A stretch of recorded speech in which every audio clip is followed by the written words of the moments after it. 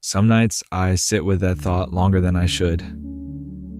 Not because I'm looking for pity, not because I think the world owes me something, but because there's a specific kind of pain that comes with watching everyone around you get chosen while you're still standing there, waiting for someone to just pick you. And the worst part isn't even the waiting. It's the silence where a reason should be. You start doing the math in your head. You're not cruel. You're not cold. You show up. You listen. You remember things people don't even remember about themselves. You have love to give, real love, the kind that's patient and consistent and doesn't disappear when things get inconvenient. And still you end up alone at the end of every story. So you start asking the question you're not supposed to ask out loud. What is wrong with me? Not with a question mark, with a period. Because after a while, it stops feeling like a question. It starts feeling like a conclusion. Here's what nobody talks about. Being unchosen repeatedly doesn't just hurt your heart. It rewires the way you see yourself. It's slow. It's quiet. You don't notice it happening until one day someone gives you a genuine compliment and your first instinct is to not believe them. Until someone shows you consistent effort and your first instinct is to wait for it to stop. Until someone says, "I want you," and somewhere deep in your chest, a voice whispers, "For now." That voice isn't weakness. That voice is damage. And damage doesn't come from nowhere. It comes from loving openly, from choosing people fully, from showing up with everything you had, and watching them still find reasons to leave. Or worse, reasons to stay halfway. Never fully in, never fully out. Just enough to keep you hoping.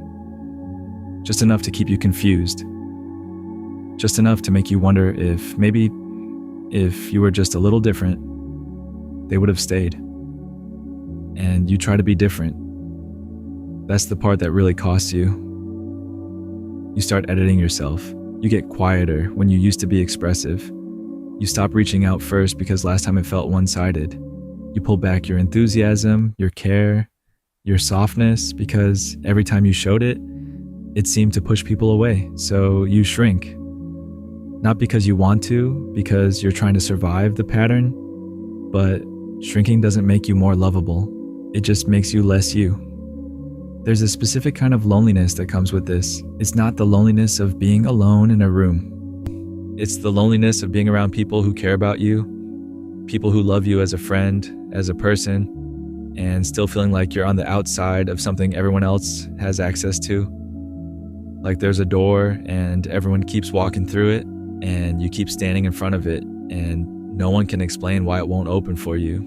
You watch people fall into love like it's easy, like it just happens, like they didn't have to do anything except exist, and someone decided they were worth choosing. And you think about all the times you existed, all the times you tried, all the times you gave someone every reason to stay, and they left anyway.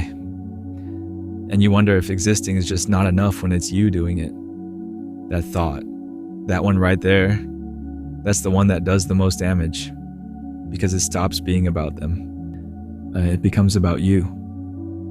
About whether you are, at your core, the kind of person love skips over. And once that thought takes root, it doesn't just affect your love life. It bleeds into everything. Your confidence, your friendships, the way you walk into rooms, the way you talk about yourself, the way you let people treat you, because somewhere underneath all of it is a belief you never chose to have. Maybe I'm just not someone people choose. And the thing that makes it worse is that you've never been able to point to one clear reason. It would almost be easier if you could. If someone sat you down and said, "Here is the specific thing, here is the exact flaw, here is the precise part of you that makes people leave," at least then you'd have something to work with.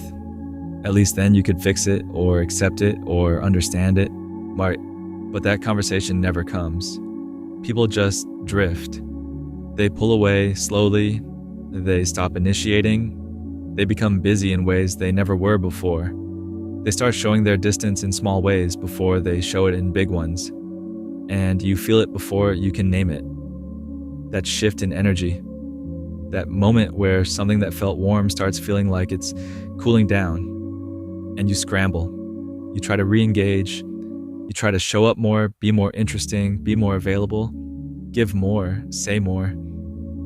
Because you can feel them slipping and you don't know what you did, and you're terrified to lose something that hasn't even fully committed to being yours yet. That fear, that desperate, quiet, dignity-costing fear, that's what being unchosen repeatedly does to you. It turns you into someone who chases, not because you're weak, because you're attached, because you made the mistake of caring before the other person proved they were capable of caring back at the same level. And by the time you realize the imbalance, you're already in too deep to leave clean. So you stay longer than you should. You accept less than you deserve. You tell yourself you're being patient when really you're just afraid that walking away means admitting that no one chose you again. And that admission feels unbearable.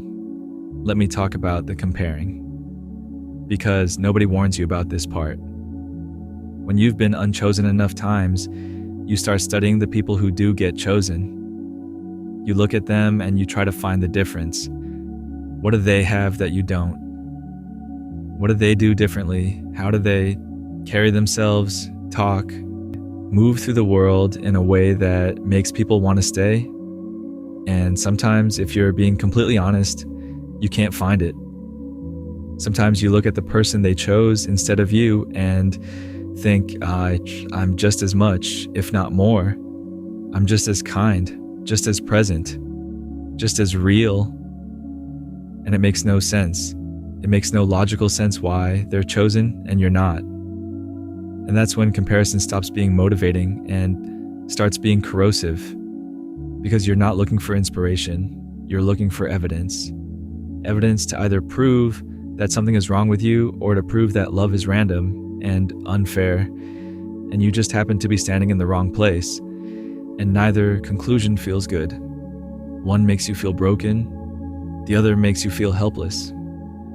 But here's what comparison never accounts for: timing, readiness, the invisible emotional history that every person brings into every connection. The other person isn't just choosing between you and someone else.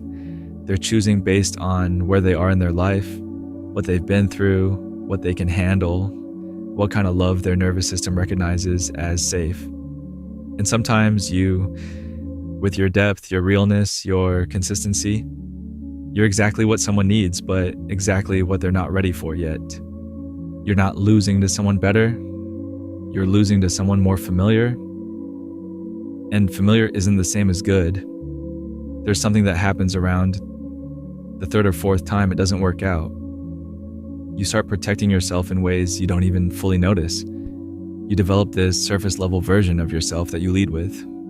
Charming enough, interesting enough, present enough, tight, but not all the way in. You keep the real stuff locked behind a door that you tell yourself you'll open once someone proves they deserve it. Once someone shows they'll stay.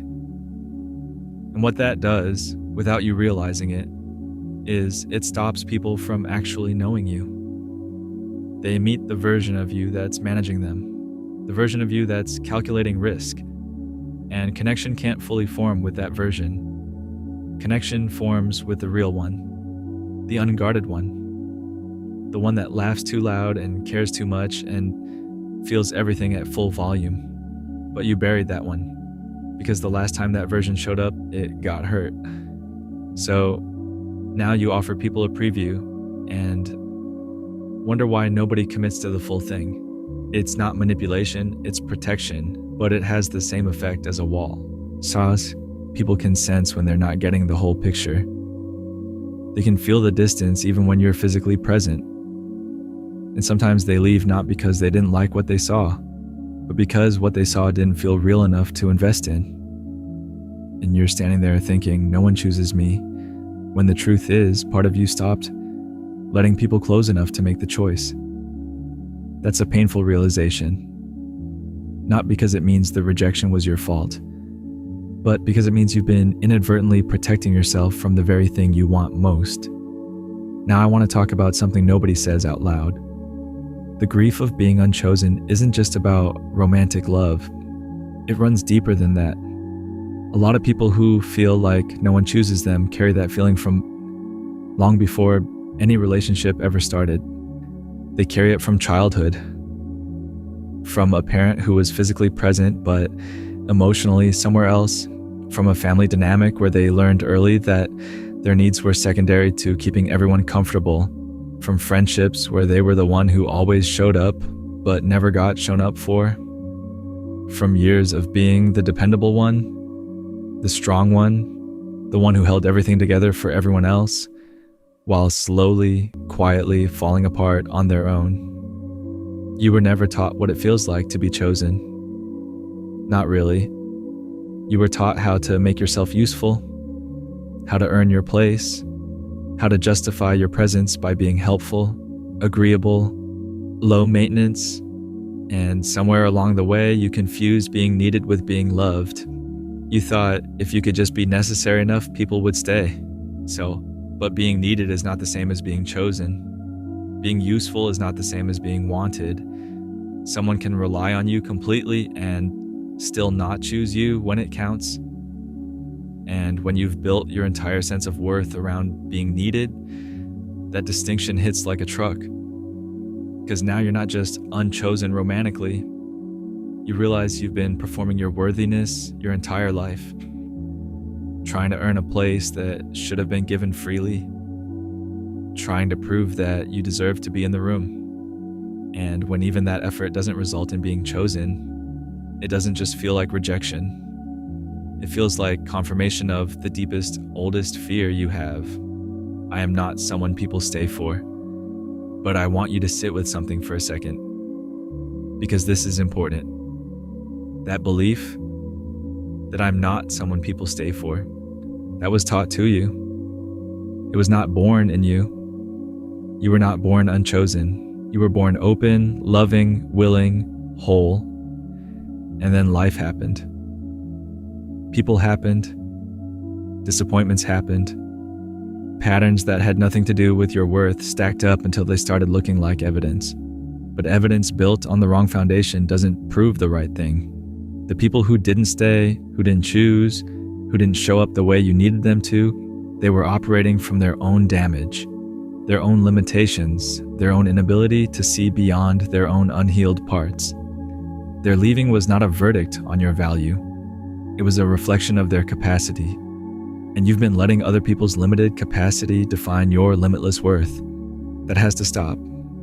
You are not a case study in unlovability. You are a person who has been loving in the dark, giving without return, waiting without reassurance, hoping without evidence, and somehow still believing that love is possible. That is not the behavior of someone who's hard to love. That is the behavior of someone who loves extraordinarily hard in a world that hasn't met them yet. Let me talk about what it actually feels like when you're in the middle of this. Not the poetic version. The real version, it feels like watching a group chat light up for everyone's plans except yours. It feels like being the person who always knows what to say when someone else is hurting, but having no one to call when you're the one who's not okay. It feels like going to bed replaying conversations and trying to figure out the moment it changed, the exact sentence or the exact choice that made them drift. It feels like putting your phone face down so you stop checking it. It feels like telling people you're fine so many times that you almost believe it yourself. It feels like being at a wedding and sitting in the back and watching two people look at each other in a way no one has ever looked at you, and feeling happy for them and hollowed out at the same time. It feels like driving home from plans with friends and everyone is going home to someone, and you're going home to a space that is entirely yours, but doesn't always feel like a blessing. It feels like hope and exhaustion occupying the same chest at the same time, like wanting to stay open and wanting to give up and not knowing how to do both or which one to choose. That's what this actually feels like. and it's real, and it's allowed, and you don't have to perform your way through it, or pretend you're above it, or convince yourself you've healed from something you're still standing inside of. Here's something I want you to understand about timing, because I think it gets misused.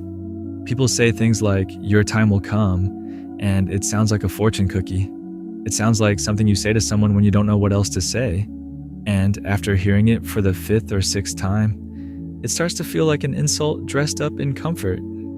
But there's a real truth underneath it that gets lost in the delivery. Love is not distributed on a first come, first served basis. It is not a line you stand in and wait your turn. It doesn't measure your patience and reward you accordingly. It doesn't track how long you've been waiting and compensate you for your suffering. Love is not fair in that way, and pretending it is only makes the waiting worse. But here's what timing actually means, and it's not about waiting passively.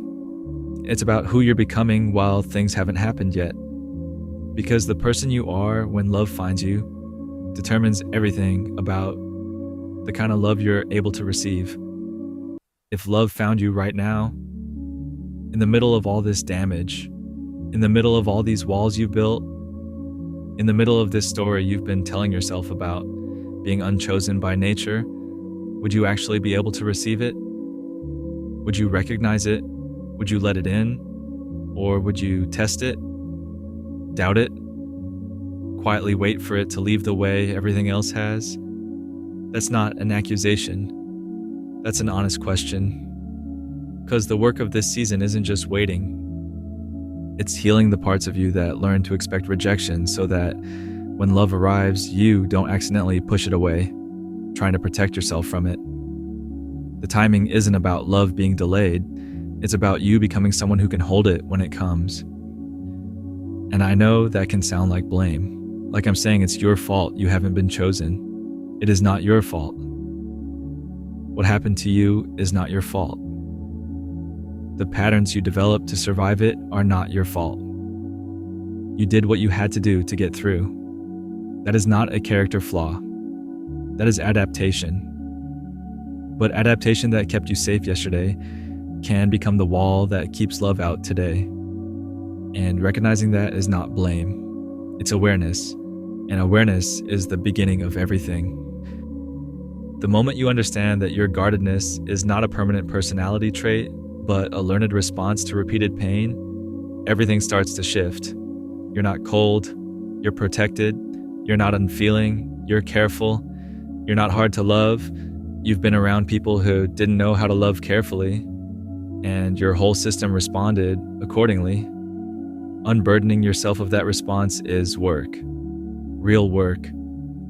The kind that happens quietly, mostly alone, mostly at night, mostly in moments where you have to choose between falling back into the familiar story or telling yourself a new one. It doesn't happen all at once. It happens in small, private revolutions. Moments where you catch yourself thinking, no one will ever choose me, and you decide just this once to question that instead of accept it. Let me talk about the people who almost chose you, because this is its own kind of specific pain. Almost is the worst word in the English language when it comes to love. Almost chose you, almost stayed, almost committed, almost ready, almost enough, almost. There's a particular cruelty in almost, because it's close enough to feel real. It's close enough to build hope on. It's close enough that when it falls apart, you spend months replaying whether there was a version of events where almost became actually. If you'd said something differently, if you'd pushed less or pushed more, if you'd been more patient, if you'd been less available, if you'd played it cooler, if you'd opened up sooner. You run 100 simulations trying to find the one where they chose you fully. And in all of them, you're changing yourself, adjusting yourself, making yourself smaller or louder or different in some fundamental way to earn an outcome that should have been unconditional. That's what almost does to you. It turns love into a puzzle you weren't meant to solve alone. But here's what almost really means. almost means they could see something worth something worth being drawn to, something worth getting close to, and they still couldn't cross the distance. And that distance, whatever it was, wherever it lived in them, that was not yours to bridge. You can't love someone across their own limitations. You can't care someone into readiness. You can't stay consistent enough to heal whatever in them made showing up fully feel impossible. Almost isn't about what you lacked. Almost is about what they couldn't give. And you deserve someone who doesn't need to, almost. You deserve someone for whom choosing you feels like the clearest, easiest, most natural decision they've ever made. There's something that happens when you've been waiting long enough. You start to negotiate with yourself. You start lowering the bar in increments, so small you barely notice. You start thinking things like, well, they're not perfect, but they're here. Or maybe I'm asking for too much. Or this is probably as good as it gets for someone like me. And that phrase, someone like me, that's where you have to stop and pay attention. Because that phrase is the belief system in 4 words. Someone like me. Someone who doesn't get chosen. Someone who is lucky to get even this. Someone whose standards need to be realistic, meaning low, because the alternative is being alone forever. That belief will cost you everything if you let it run long enough, because you will accept things that diminish you. You will stay in situations that quietly steal pieces of yourself. You will convince yourself that settling is wisdom when, really it's fear. And you will look up one day, months or years from now, and realize that the price of not being alone was becoming someone you don't recognize. Someone who lost their standards to keep someone who didn't deserve them. That is not the answer to being unchosen. The answer is not finding someone willing to take you and calling it enough. The answer is understanding that your loneliness right now, as heavy as it is still better than a love that makes you disappear. Being alone and intact is worth more than being chosen and broken. Now let's talk about what getting chosen actually looks like when it's real. Because I think a lot of people have never seen it modeled clearly, and so they don't know what they're waiting for. They confuse intensity for love. They confuse obsession for devotion. They confuse someone needing them with someone choosing them. Being chosen, really chosen, looks quiet. It looks like someone who texts you not because they have something exciting to say, but just because they were thinking about you and thought you should know. It looks like someone who remembers the small thing you mentioned once and brings it up weeks later without being prompted. It looks like someone who checks on you when you go quiet instead of letting the distance grow and hoping you come back on your own. Being chosen looks like consistency. Not the kind that's perfect and never wavers, but the kind that keeps returning. The kind that shows up even when it's inconvenient. The kind that doesn't evaporate when life gets complicated, or when you have a hard week, or when you say something they didn't expect.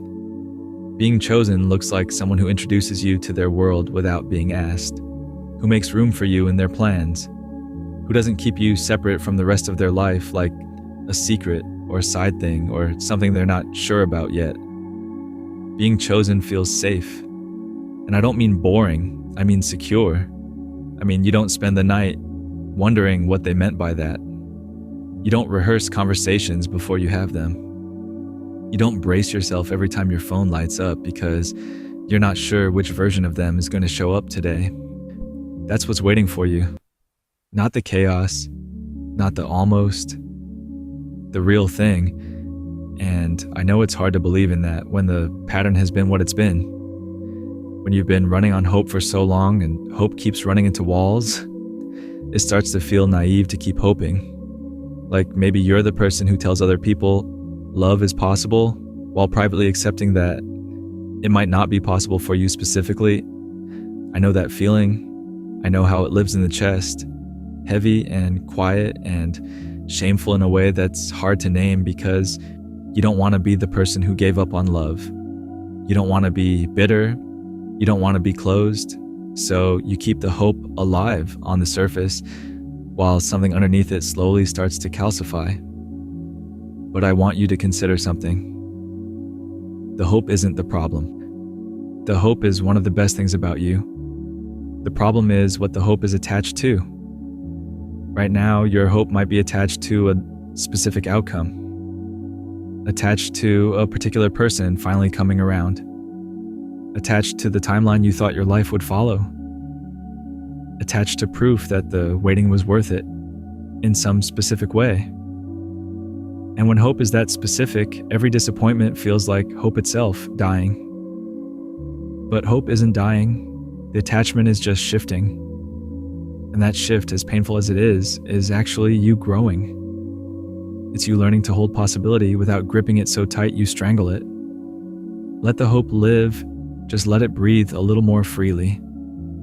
Let me tell you what I believe about you. Not as a generic statement, as something specific to the person who has read this far. So you are someone who feels things deeply. That's not a coincidence. That's not random. That depth is a gift even when it feels like a curse. Because depth is what makes real love possible. Shallow people don't stay up at night wondering why they're not chosen. They move on without looking back. They don't carry these questions because they're not built to ask them. You ask them because you're built for something more than surface connection. You are built for love that means something.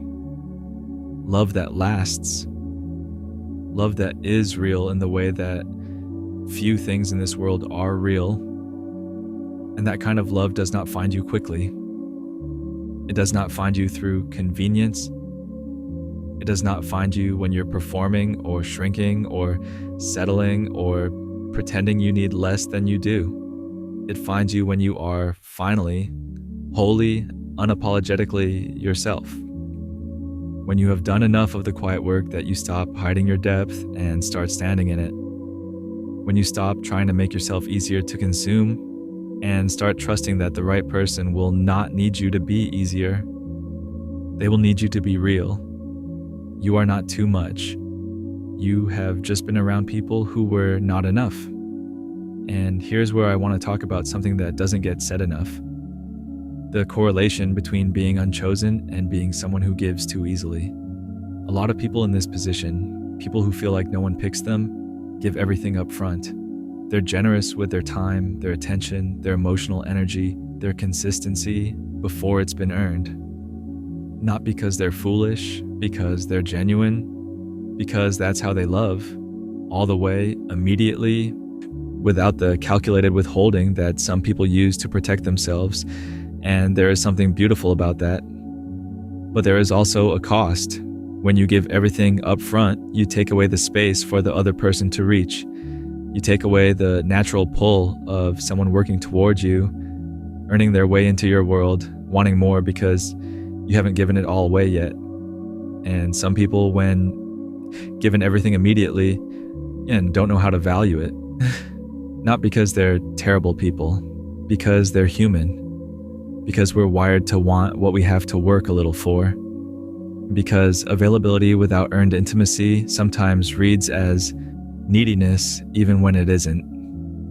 Even when it's just generosity wearing the wrong timing. This is not about playing games. Games are manipulation. This is about understanding that love is not a transaction where the person who gives the most wins. It's a progression where two people move toward each other at a pace that allows trust to build. And if you've been running at full speed toward people who are barely walking, of course the distance never closes the way you want it to. You're not going to start loving less. That's not the answer. But you might consider letting it unfold a little slower. Letting people earn the layers. Letting them come toward you instead of meeting them halfway before they've even decided to try. There's a version of this story that ends with love finding you and everything making sense. And I believe that version is real. I believe it's yours. But I also want to honor the version of this story that's happening right now. In the middle, before the ending is visible, because this part of the story matters too. Not just as a prologue to something better, as its own complete thing. The growth you're doing right now, the questions you're asking, the pain you're sitting with instead of running from, The choice to keep your heart open even when every instinct is telling you to protect it. That's not just preparation for something later.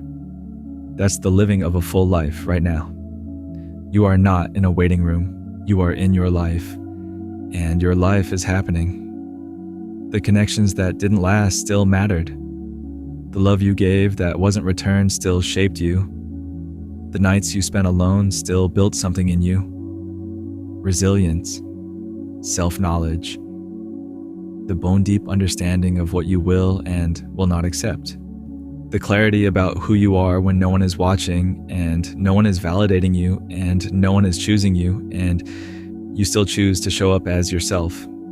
That is character, that is integrity, that is the kind of person whose love is worth having because they don't give it from a place of desperation. They give it from a place of knowing exactly what it costs and giving it anyway. I want to address the nights specifically because the nights are when this gets loudest. During the day, there's distraction, there's movement, noise, things to attend to, ways to feel useful and present. But the night strips it all away. And in the quiet, the thought returns, not with urgency. With that slow, heavy certainty that is worse than urgency, no one has chosen me. And you lie there and let that thought expand until it fills the whole room. Until it becomes not just about romantic love, but about everything. About whether you matter, about whether your presence makes a difference, about whether you are someone worth staying for in any context. And the night offers no comfort because the night doesn't argue back. It just sits there with you, quiet and dark and full of all the things that feel true at 2 a.m. and are harder to hold on to at noon. Those nights are not prophecies. I need you to understand that. A feeling at night is not a fact about your future. It is your unmet needs speaking in the only quiet they get. It is your loneliness finally finding an opening in your defenses to make itself heard. It is not truth. It is pain. And pain is real, but pain is not permanent, and pain is not the full picture. What you feel at 2 a.m. about yourself is not who you are at noon. What loneliness tells you when the world goes quiet is not what the world actually thinks of you. The night lies in specifics while it tells the truth in feeling. Yes, you are lonely. Yes, you are unchosen right now. Yes, that is real and it hurts. But no, that is not your forever. No, that is not your verdict. No, that is not the whole story. Let the nights be hard without letting them be final. Let me talk about what you stop doing when you really start healing from this. And I don't mean healing in a finished, past tense way. I mean the active, ongoing, imperfect kind of healing that looks like choosing differently today than you did last year. You stop explaining yourself to people who've already decided. You stop stretching your capacity thin for people who show you consistently that they won't stretch at all. You stop calling mixed signals a personality trait you need to learn to work around. You stop treating your loneliness as proof that something is wrong with you instead of treating it as information about what your life is missing. You stop performing likability. You stop being the easygoing version of yourself because you're afraid the real version will drive people away. You stop laughing off things that hurt you to make the other person comfortable. You stop saying, "I'm fine," when you're not. You stop waiting for someone to notice you're tired without telling them you're tired. And you start asking for what you need in clear, unbothered language. You start walking away from things earlier, before the investment gets deep enough to make leaving impossible. You start trusting the early signals, not cynically, not with the assumption that everyone will hurt you, but with the awareness that patterns reveal themselves early and you now know how to read them. You start being someone who is not desperate to be chosen, who wants love, genuinely, deeply, but who is not so starved for it that you'll accept a counterfeit, who understands the difference between being alone and being lonely, who can sit in their own space without it feeling like a punishment. That version of you is not waiting for love to arrive. That version of you is living. And love, when it comes, will find someone worth finding. Here's something I believe with everything I have. The love that is coming for you is not going to look like the loves that left. So, it is not going to feel like the ones that made you question everything. It is not going to arrive with mixed signals and half effort and that exhausting, anxious uncertainty you've become so used to, you almost stopped recognizing it as exhausting. It's going to feel different in a way that throws you at first because your nervous system's calibrated for the storm. And this is going to feel like stillness. And stillness, when you're used to turbulence, can feel suspicious. You might even push back at it. You might try to find the catch.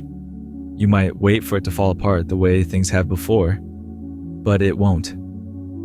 Not the way things have before, because this person is not the ones who came before, and you are not the same person who walked away from those situations.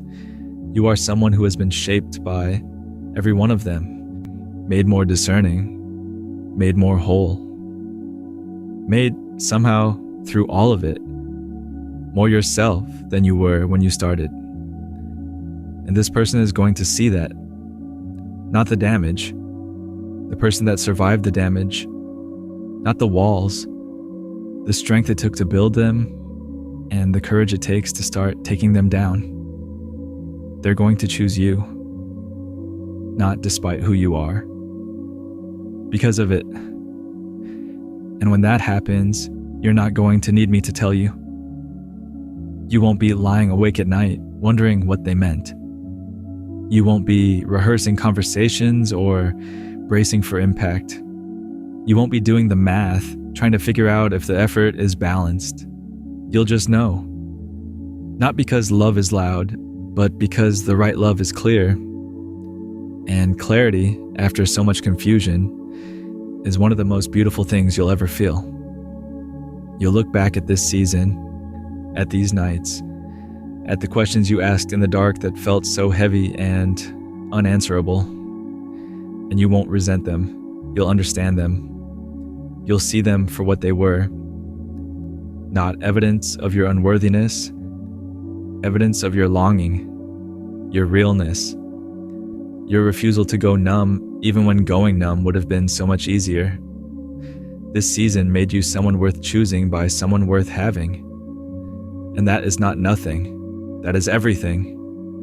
So to the person reading this at the end of a day where they felt invisible, to the person who went somewhere and watched everyone pair off and came home to the quiet and sat with the thought that's been sitting with them for longer than they've told anyone, you are not forgotten. You are not fundamentally unlovable. You are not the exception to something everyone else gets access to. You are someone in the middle of something difficult who's been brave enough to keep going, who's been honest enough to feel it, who's been strong enough to keep their heart open through all of it. That takes more courage than most people will ever understand. No one has chosen you yet. And yet is the most important word in that sentence. Not no one has chosen you. No one has chosen you yet. Yet is not weakness. Yet is not delusion. Yet is just honesty about the distance between right now and what's coming. And what's coming is real. And it's worth it. And so are you. You were always worth it. Even now. Especially now. In the middle of the unchosen. In the quiet of the waiting. In the weight of the question you keep asking. You are worth it. And one day, soon, someone is going to show up and make sure you never have to wonder about that again.